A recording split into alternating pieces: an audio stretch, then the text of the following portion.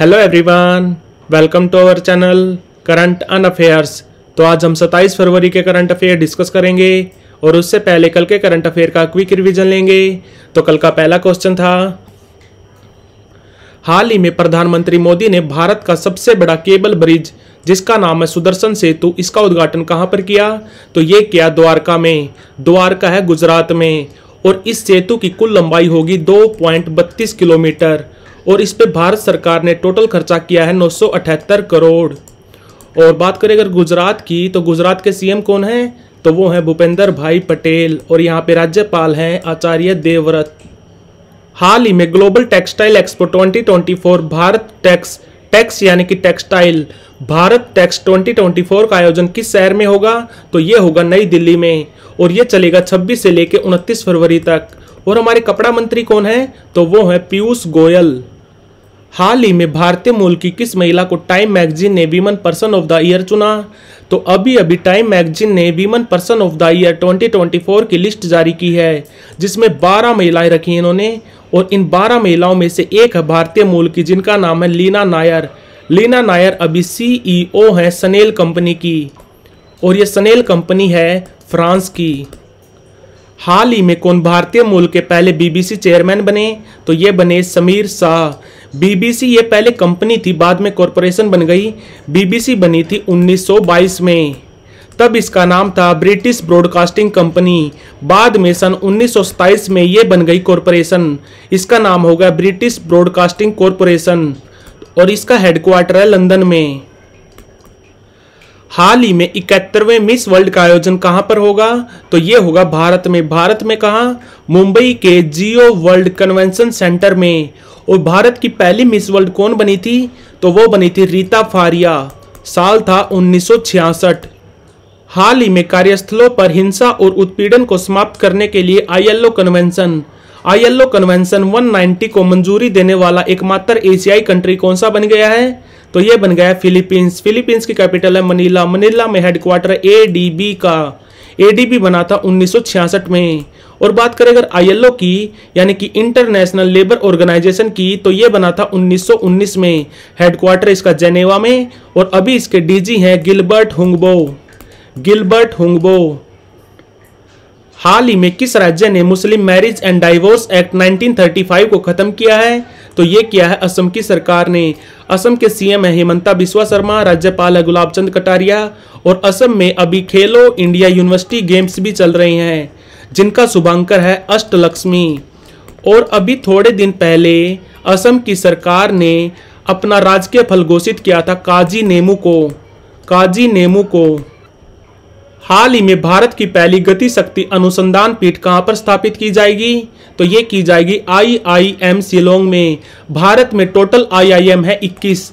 भारत का पहला IIM बना था IIM कोलकाता, साल था 1961। हाल ही में एक लेजर वेपन जिसका नाम है दुर्गा 2, इसका परीक्षण किसने किया?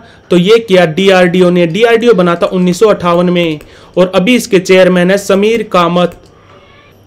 तो बढ़ते हैं आज की वीडियो की तरफ। आज का पहला क्वेश्चन है, हाल ही में केंद्रीय मंत्री अनुराग सिंह ठाकुर ने कहा फिल्म प्रमाणन सुविधा कार्यालय स्थापित करने की घोषणा की है? अनुराग सिंह ठाकुर ये MP हैं हमीरपुर हिमाचल प्रदेश से। ये हमारे इंफॉर्मेशन एंड ब्रॉडकास्टिंग मंत्री हैं।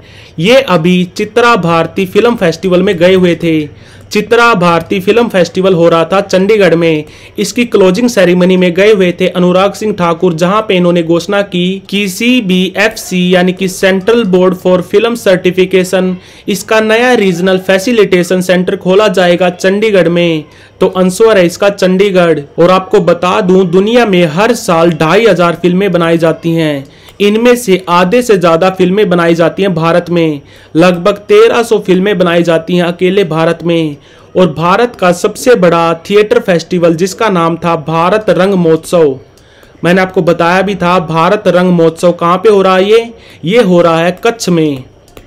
कच्छ है गुजरात में, तो ये भी याद रखना। भारत रंग महोत्सव ये अभी चल रहा है कच्छ में। तो अनुराग सिंह ठाकुर ने घोषणा की है कि CBFC का नया फैसिलिटेशन सेंटर बनेगा चंडीगढ़ में। हाल ही में किस राज्य ने प्रारंभिक स्तन कैंसर यानी कि ब्रेस्ट कैंसर को पता लगाने के लिए सवेरा कार्यक्रम स्टार्ट किया है? तो सवेरा कार्यक्रम को स्टार्ट किया है हरियाणा की सरकार ने, जहां पे सीएम है मनोहर लाल खट्टर और यहाँ पे राज्यपाल है बंडारू दत्तात्रेय। और बात करें अगर ब्रेस्ट कैंसर की, तो अभी अभी ब्रेस्ट कैंसर को सलाइवा से डिटेक्ट करने के लिए एक डिवाइस बनाया है ताइवान यूनिवर्सिटी के शोधकर्ताओं ने।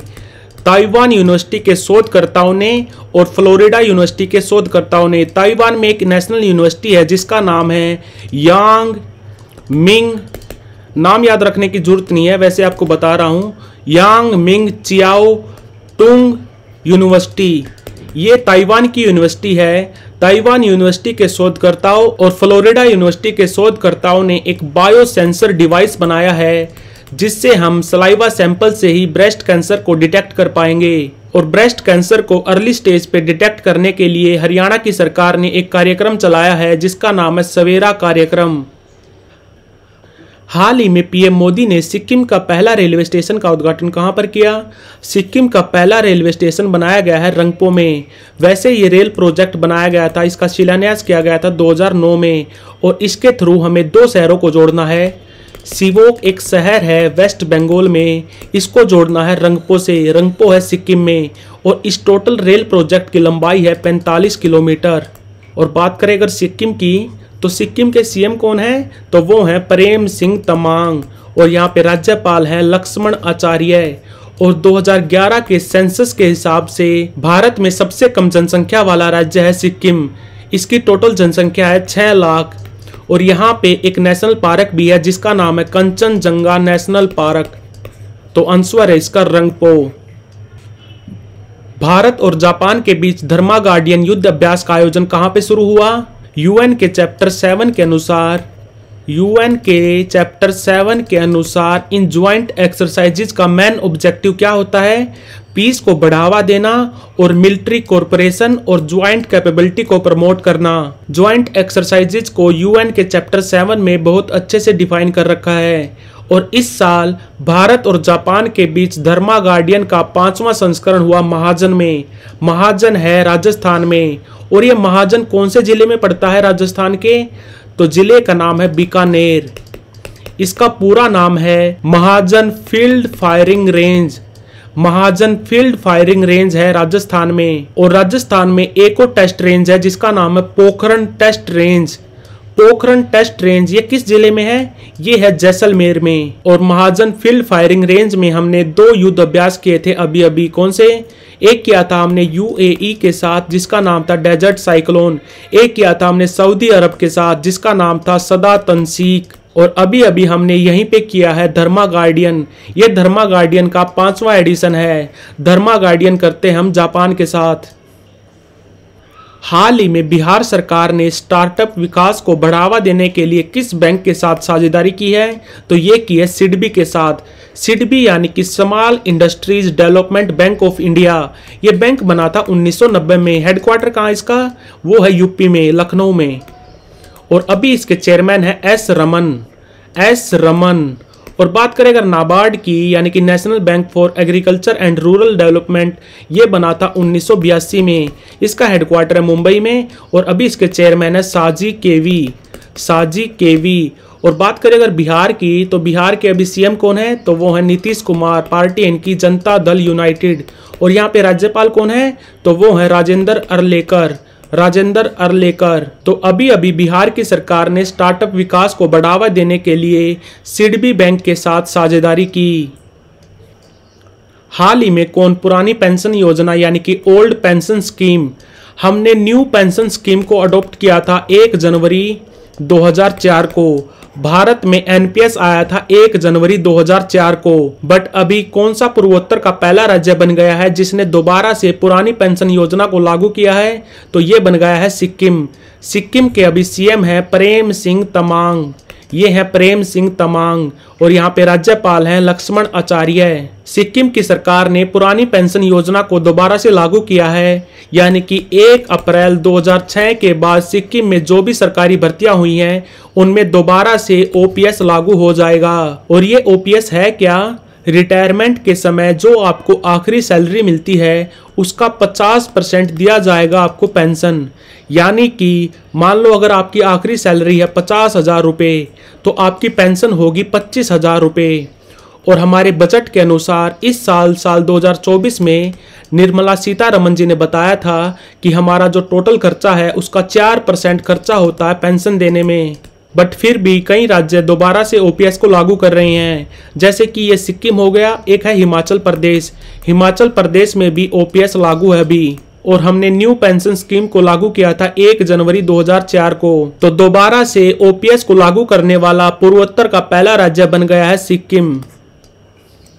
Confederation of international small T holder यानी कि CITS का मुख्यालय किस कंट्री से भारत में स्थानांतरित किया जाएगा? तो आंसर है इसका चाइना। चाय को बेचने वाले जो छोटे छोटे व्यापारी हैं उनका संगठन है CITS। ये अपना हेडक्वार्टर शिफ्ट कर रहे हैं चाइना से भारत में। FAO का यानी कि फूड एंड एग्रीकल्चर ऑर्गेनाइजेशन का एक चाय के ऊपर ग्रुप है जिसका नाम है IGG यानी कि इंटर गवर्नमेंटल ग्रुप। इनकी 25वीं बैठक हुई थी गुवाहाटी में, जहां पे इन्होंने डिसीजन लिया कि ये अपना हेडक्वार्टर चाइना से भारत में शिफ्ट करेंगे। और भारत में एक टी बोर्ड भी है। भारत का जो टी बोर्ड है उसका हेडक्वार्टर कहाँ है? तो वो है कोलकाता में। और इस IGG ग्रुप का भारत 2 साल तक चेयरमैन भी है, ये भी याद रखना। तो आंसर है इसका चाइना। हाल ही में पीएम मोदी ने झाबुआ में CM राइज स्कूल की आधारशिला रखी। तो ये झाबुआ किस राज्य में है? तो ये है मध्य प्रदेश में। और मध्य प्रदेश की सरकार ने 9,000 CM राइज स्कूल खोलने का लक्ष्य रखा है, जहां पे CM है डॉक्टर मोहन यादव और यहाँ पे राज्यपाल है मंगू भाई पटेल। और मध्य प्रदेश के झाबुआ में ही एक यूनिवर्सिटी खुल रही है जिसका नाम है तांत्या मामा भील यूनिवर्सिटी। तांत्या मामा भील यूनिवर्सिटी ये भी खुल रही है झाबुआ में। और ये यूनिवर्सिटी मेनली ट्राइबल यूथ के लिए खोली गई है। और मध्य प्रदेश की सरकार ने अभी अभी एक योजना चलाई थी, आहार अनुदान योजना। आहार अनुदान योजना जिसमें जो ट्राइबल महिलाएं हैं उनको हर महीने 1,500 रुपये दिए जाएंगे। 1,500 रुपये पर मंथ दिए जाएंगे। किनको? ट्राइबल महिलाओं को। जनजातीय महिलाओं को 1,500 रुपये हर महीने आहार अनुदान दिया जाएगा, ये भी याद रखना। और मध्य प्रदेश की सरकार ने पीने के पानी के लिए एक प्रोजेक्ट चलाया है जिसका नाम है तालवड़ा प्रोजेक्ट। ये 2 जिलों को फैसिलिटेट करेगा, एक का नाम है धरा और दूसरे का नाम है रतलाम। तो पीएम मोदी ने CM राइज स्कूल की आधारशिला रखी है झाबुआ में। झाबुआ है मध्य प्रदेश में। हाल ही में किस भारतीय अर्थशास्त्री को विश्व बैंक की एक शाखा है GEF यानी कि ग्लोबल इन्वायरमेंट फैसिलिटी, इसमें एक ऑफिस है जिसका नाम है IEO यानी कि इंडिपेंडेंट इवैल्यूएशन ऑफिस। इस ऑफिस की नई डायरेक्टर कौन बनी है? तो ये बनी है गीता बत्रा। स्वतंत्र मूल्यांकन कार्यालय की पहली महिला निदेशक बनी है गीता बत्रा, ये भी याद रखना। वर्ल्ड बैंक की GEF की पहली महिला डायरेक्टर बनी है गीता बत्रा। इन्वायरमेंट को बेहतर बनाने के लिए फंड ग्रांट करता है GEF। फंड ग्रांट्स करता है UN के इन्वायरमेंटल कोज के लिए GEF। और ये हर साल $1 बिलियन रुपयों में बनते हैं, लगभग 8,500 करोड़। 8,500 करोड़ के फंड डिस्ट्रीब्यूट करता है GEF हर साल। और इसके स्वतंत्र मूल्यांकन कार्यालय की नई निदेशक बनी है गीता बत्रा। और बात करें अगर वर्ल्ड बैंक की, तो वर्ल्ड बैंक कब बना था? यह बना था 1944 में। अभी इसके प्रेसिडेंट है अजय बंगा। और इसके चीफ इकोनॉमिस्ट कौन है? तो वो है इंदरमीत गिल, ये भी याद रखना। और इसके MD और CEO कौन है? अभी MD और CEO हैं भारतीय मूल की अंशुला कांत, ये भी याद रखना। तो आंसर है इसका गीता बत्रा। तो like share subscribe. Thank you for watching current and affairs.